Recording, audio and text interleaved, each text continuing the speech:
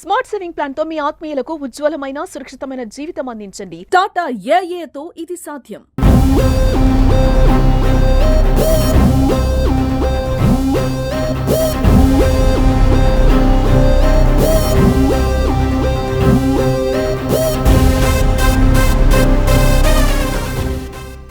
అడవి మామిడిపల్లిలో దేవేందర్ అనే వ్యక్తి కూడా అక్కడ దేశం కోసం విధులు నిర్వహిస్తున్నారు.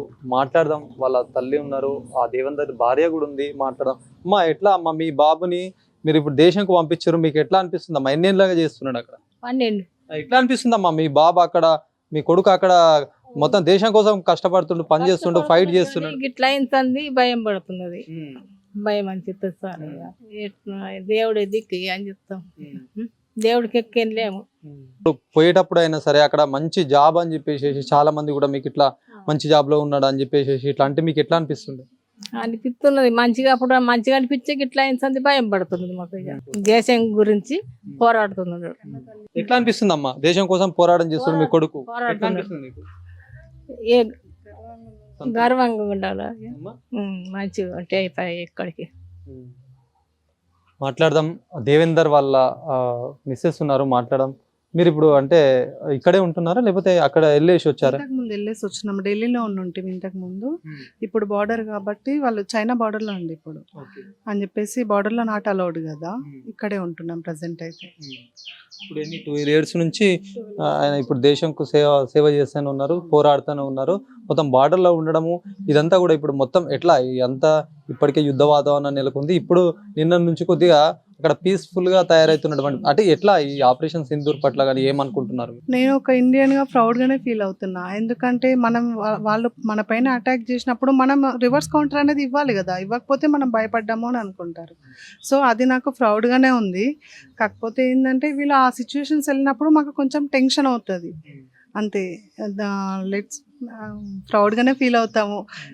ఆర్మీ వాళ్ళ వైఫ్ అని అంటే మాకు గర్వంగానే ఉంటుంది. అట్స్ సేమ్ టైం అంతే ఒక బాధ అనేది ఉంటుంది. ఇక్కడికి గర్వంగానే ఫీల్ అవుతున్నా అండి నేను. ఎంతమంది అమ్మా పిల్లలు? 2 పిల్లలండి. ఏం చదువుతారు? ఒకళ్ళు ఇప్పుడు 5th కంప్లీట్, 6th స్టాండర్డ్, ఇంకొకళ్ళేమో 4th స్టాండర్డ్. అంటే నార్మల్ గా మీకు ఏమని చెప్తాడు ఆయన? ఇప్పుడు మొత్తం ఒక దేశంలో ఇట్లాంటి పరిస్థితి నెలకొన్న వేళ మీకు ఎలాంటి మాటలు చెప్పాడు? ఇంతకుముందు మీరు మాట్లాడినప్పుడు కావచ్చు, ఇప్పుడు అప్పుడు కూడా చైనా అప్పుడు మనకు ఉంది చూడు, అప్పుడు అక్కడనే ఉండే, చైనా బార్డర్ లోనే ఉండే. అప్పుడే అంతే, ఇక 20 days అసలు ఫోనే రాలేదు మాకు. అంత టెన్షన్ అంటే ఆయన ఫోన్ చేసే వరకు అసలు అట్లా టెన్షన్ అనేది ఉంటుంది. మేము ఇట్లా వెళ్తున్నాము, నువ్వు పిల్లలు జాగ్రత్త, అమ్మ వాళ్ళని జాగ్రత్తగా చూసుకో అని చెప్తారు. ఇప్పుడు ఎప్పుడు వచ్చారు దేవేందర్ ఇక్కడికి? ఎప్పుడు వచ్చారు? 3 days అవుతుంది వచ్చి. మళ్ళీ మెసేజ్ వచ్చింది, ట్రాన్స్ఫర్ ఉంది, ట్రాన్స్ఫర్ కోసం అని వచ్చిండ్రు. లీవ్ అని కాదు, ట్రాన్స్ఫర్ కోసం అని వచ్చిండ్రు. మెసేజ్ వచ్చింది, వెళ్ళిపోతున్నారు. ఎప్పుడు వెళ్తారమ్మా? రేపు వెళ్తున్నాం. అంటే ఎట్లా ఇప్పుడు ఎట్లా అనిపిస్తుంది? ఇప్పుడు మొత్తం ఒకవైపు అట్లాంటి వాతావరణం నేపథ్యంలో మళ్ళీ ట్రాన్స్ఫర్ వెళ్తున్నారు. మరి మీకు ఎట్లా ఏమనిపిస్తుంది అసలు ఆయన వెళ్ళడం పట్ల కావచ్చు, అక్కడ ఫైట్ చేయడం పట్ల కావచ్చు? రేపు ఇప్పుడు 3-4 రోజులు మీ దగ్గర ఉన్నారు, మళ్ళీ దేశం కోసం మళ్ళీ వెళ్తున్నారు, ఎట్లా? ప్రౌడ్గానే ఉంది. సేమ్ టైం ఫ్యామిలీని వదిలేసి వెళ్తున్నా కాబట్టి కొంచెం బాధ అనేది ఉంటుంది అంతే. వాళ్ళ డ్యూటీసే అవి కదండి, అంతే ఇక సరిపెట్టుకోలేము. ముఖ్యంగా మామిడిపల్లి అంటేనే చాలా మంది ఇక్కడ దాదాపు ఈ చుట్టుపక్కల కూడా ఎక్కడ లేరు, ఏ డిస్టిక్లో లేరు, కేవలం మామిడిపల్లిలోనే ఇంతమంది జవాన్లు కూడా దేశానికి సేవలు అందిస్తున్నారు. ఎట్లా చూస్తారు?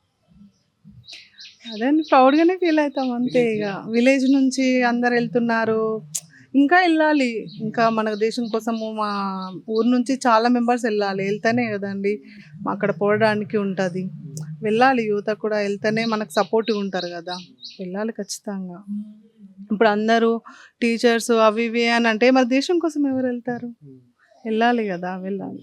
పిల్లలకి ఎట్లాంటి ఏం నేర్పిస్తున్నారు? వాళ్ళకి ఎలాంటి ఇప్పటి నుంచే ఆర్మీ పట్ల కానీ దేశం పట్ల కానీ ఇంకా ఇప్పటి నుంచి ఆర్మీ ఉంటా అంటే అతను చూపిస్తాడు కదా, ఇక్కడ ఇది ఉంది. ఇప్పుడు ఒక మంచి ప్రదేశాలలో చూపిస్తాడు కదా, మా డాడీ ఎక్కడ ఉన్నాడు, మేము వెళ్తాం అని అంటారు. అప్పుడు అనిపిస్తుంది వీళ్ళు కూడా వెళ్తారేమో అనిపిస్తుంది. పంపించడానికి మీరు సిద్ధంగా ఉన్నారా? మరి మీ పిల్లలు కూడా రేపు దేశ భవిష్యత్తు కోసం, దేశం కోసం పోరాటం చేయడం, దేశంకి అక్కడ మొత్తం ప్రశాంతంగా అందరు ప్రశాంతంగా ఉండే విధంగా మీ పిల్లల్ని మరి వాళ్ళు ఇష్టపడితే పంపిస్తారా? మీరు ఎంకరేజ్ చేసి వాళ్ళని పంపిస్తారా? వాళ్ళ ఇష్టం అండి. ఒకవేళ వెళ్తాను అంటే కంపల్సరీగా పంపిస్తాను.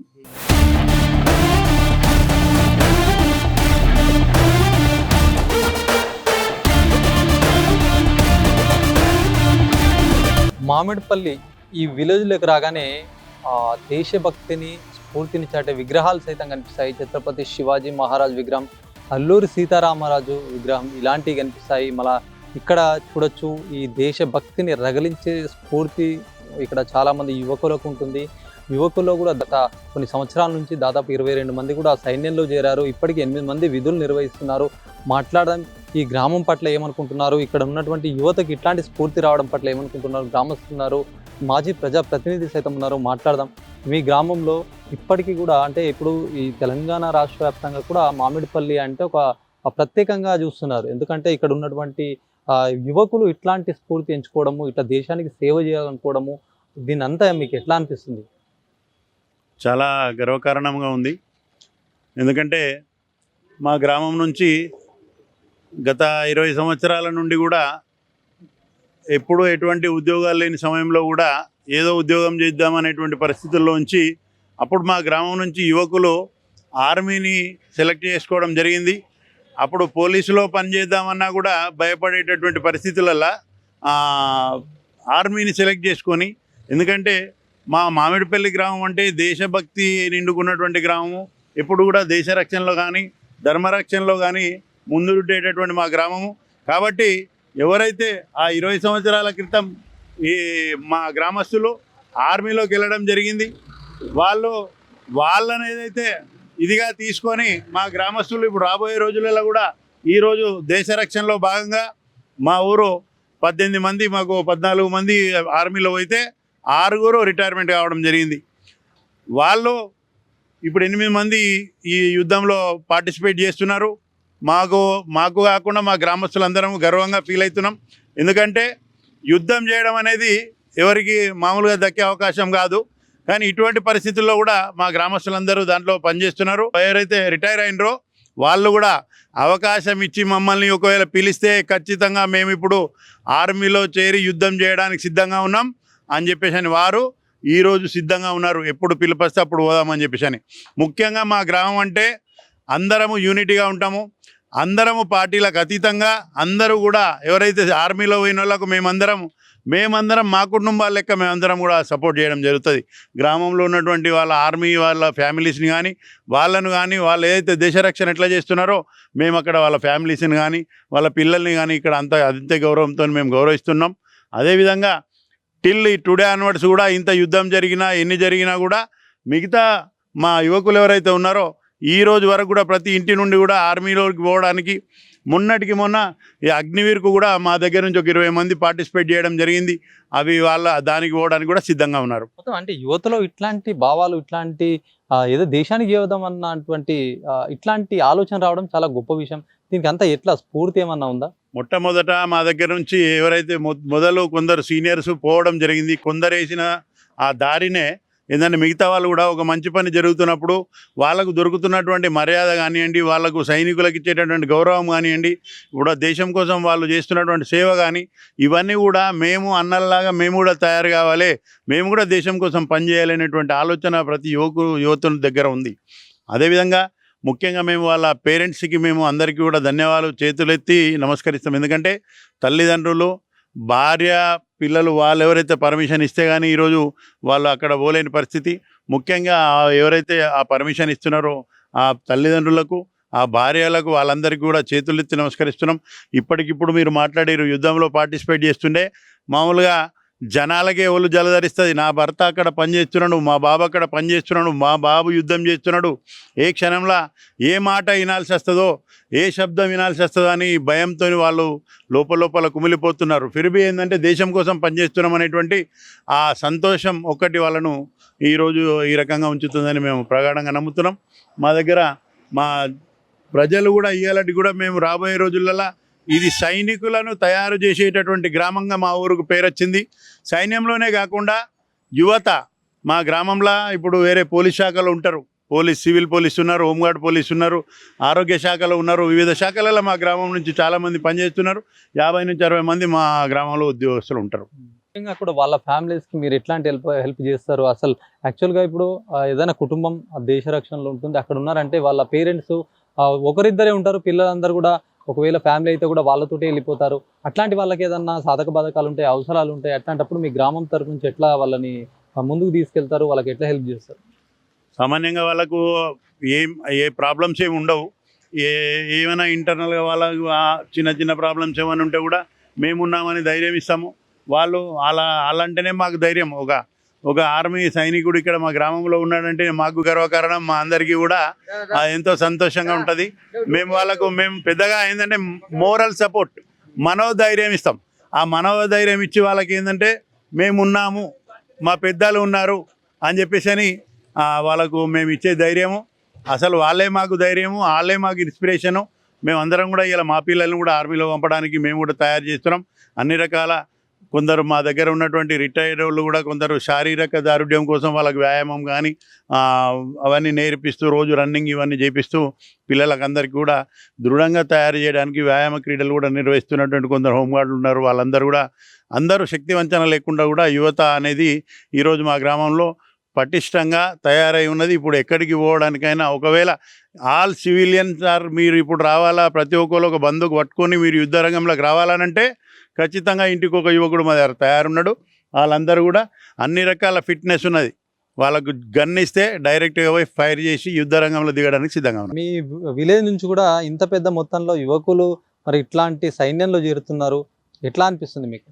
మా విలేజ్ నుంచి ఆర్మీకి వెళ్ళి దేశ సేవ కోసం చేస్తున్నారంటే ఆ కుటుంబాలకు మరి మా గ్రామం తరపు నుంచి అందరం వాళ్ళకు ధన్యవాదాలు తెలుపుతాం. మరియు ఇలాంటి కుటుంబాలకు సాధక బాధకాలైన గ్రామం తరఫు నుంచి అన్ని రకాల వాళ్ళకు సేవా కార్యక్రమాలు చేస్తారు. ఇంతవరకు రాలేవు, వచ్చినా కానీ సేవా కార్యక్రమాలు చేస్తారు. మళ్ళీ ఒకవేళ వాళ్ళు రిటైర్మెంట్ అయినా కానీ ఘనంగా ఊరంతా ఊరేగింపు చేసి ఇక్కడ సన్మాన కార్యక్రమం చేస్తాము. అంటే ఈ యువకులకు ఇలాంటి అంటే అతను ఇంతగానం గౌరవిస్తున్నారని చెప్పేసి వీళ్ళు కూడా పోవడానికి ప్రోత్సాహం ఉండాలని చెప్పేసి మా విలేజ్ నుంచి చాలా యూత్కు మేము సపోర్ట్ చేస్తాము. మళ్ళీ రిటైర్మెంట్ అయిన వాళ్ళు కూడా వట్టిగానే ఉండి చేస్తలేరు. వాళ్ళు కూడా పిల్లలకు మాలిక వాళ్ళు కూడా వెళ్ళాలా, మిలిటరీకి వెళ్ళాలని చెప్పేసి దేశ సేవ చేయడానికి వెళ్ళాలని చెప్పేసి వాళ్ళ ప్రయత్నం వాళ్ళు చేస్తూ డైలీ వాళ్ళకు వ్యాయామం సోండ్స్ అవన్నీ ఏవైతే టిక్స్ ఉంటాయో అవి నేర్పిస్తున్నారు. మరి ఈ 18 కుటుంబాల నుంచి వెళ్ళిన మా వీర జవాన్లందరికీ మా గ్రామం తరఫు నుంచి ధన్యవాదాలు తెలుపుతున్నాము. మరి మా సైనికులు ఉంటేనే ఇలా మా గ్రామము ఇలా స్టేట్ లెవెల్ సెంట్రల్ లెవెల్ కూడా మరి వాళ్ళ ద్వారానే మా గ్రామము ప్రచారం అవుతుంది. కాబట్టి వాళ్ళ కుటుంబాలకు వాళ్ళ పిల్లలందరికీ ధన్యవాదాలు చెప్తున్నాము. మరి వాళ్ళు సుఖశాంతులతో మరి ఆయురారోగ్యాలతో మంచిగా ఉండాలని కోరుకుంటూ ఇక ముందు కూడా మా పిల్లలు బట్టలు వెళ్ళటానికి యువత చాలా ఉత్సాహంగా ఉన్నారు. మరియు ఆర్మీ కాకుండా మరి ఇది హోంగార్డులు కానీ పోలీసు కానీ వాళ్ళు కూడా ఒక దగ్గర 16, 18, 20 మంది దాకా ఉంటారు. కాబట్టి వాళ్ళందరికీ మేము సపోర్ట్గా గ్రామస్తులందరం సపోర్ట్గా ఉంటున్నాము. ఈ కార్యక్రమంలో మీరు పాల్పంచుకుని మీ అందరికి ధన్యవాదాలు. మరి దేశ సేవలో మా వాళ్ళు యుద్ధం చేయడానికి ముందున్నారు. ఇప్పుడు మా గ్రామం నుంచి యుద్ధం చేస్తున్నారంటే మాకు చాలా గర్వకారణము. మరి ఇలాంటి పరిస్థితుల్లో మోడీ చాలా మంచి నిర్ణయం తీసుకున్నాడు. ఈ నిర్ణయానికి మరి అన్ని పార్టీలకు ఖచ్చితంగా మన దేశం కోసం ప్రతి ఒక్కరూ మరి ఇప్పుడు అందరి రక్తం ఉడుకుతుంది. మేము రమ్మంటే మేము పోతామనే ఉద్దేశంలో మన భారతదేశం అందరూ ఉంటారు. మరి మోడీ గారికి చాలా ధన్యవాదాలు. ఈ కార్యక్రమం మంచిగా ముందుకు నడిపిస్తుంది. కాబట్టి ఈ పాకిస్తాన్ను ముట్టడించి అసలు పాకిస్తాన్ పేరు మన ప్రపంచ పటంలో ఉండకుండానే చేద్దామనే ఉద్దేశంతో మన భారతదేశం ముందున్నది.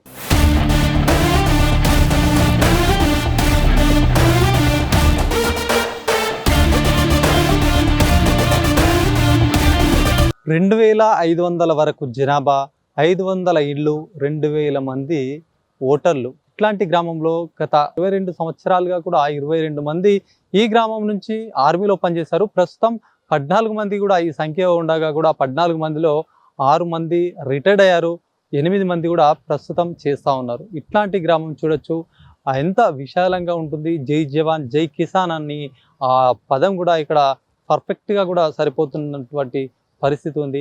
గ్రామంలో ప్రతి ఒక్కరు కూడా ఆనందం వ్యక్తం చేస్తున్నారు. గ్రామానికి సంబంధించిన వాళ్ళు దేశానికి సేవ చేయడం, తమ గ్రామం రాష్ట్రంలోనే ఒక ప్రథమ స్థానంలో ఉన్నందుకు కూడా వాళ్ళు సంతోషం వ్యక్తం చేస్తున్నటువంటి పరిస్థితి. ప్రస్తుతం మాక్లూర్ మండలం అడవి మామిడిపల్లిది. మనం గ్రామానికి సంబంధించి ఒకసారి చూసుకుంటే కూడా పచ్చని చెట్లతో కూడా ఆ 500 ఇల్లు కూడా మొత్తం ఆహ్లాదకరమైనటువంటి పరిస్థితి. మొత్తం ఒకవైపు కూడా ఊరుకు పక్కన కూడా ఇట్లాంటి రైల్వే గేట్ ఒక సైడ్ ఉంటుంది, మరొక సైడ్ చూసుకుంటే మొత్తం పచ్చని చెట్ల మధ్యలో కూడా ఆ ఇండ్లు కూడా చాలా ప్రశాంతంగా ఉన్నటువంటి పరిస్థితి. ఊరు మధ్యలో శివాజీ విగ్రహం, ఒకవైపు కూడా స్వామి వివేకానంద విగ్రహం, మరోవైపు అల్లూరి సీతారామరాజు విగ్రహం, ఇలాంటి కూడా దేశ స్ఫూర్తిని నిలిపించే ఇట్లాంటి విగ్రహాల ఏర్పాటు. మరొకవైపు చెరువు కూడా ప్రశాంతమైనటువంటి ఇట్లాంటి ఉన్నటువంటి వాతావరణంలో ఊరు పక్కనే చెరువు, ఆహ్లాదకరమైనటువంటి పరిస్థితి అయితే ఈ గ్రామంకు నెలకొందని చెప్పచ్చు.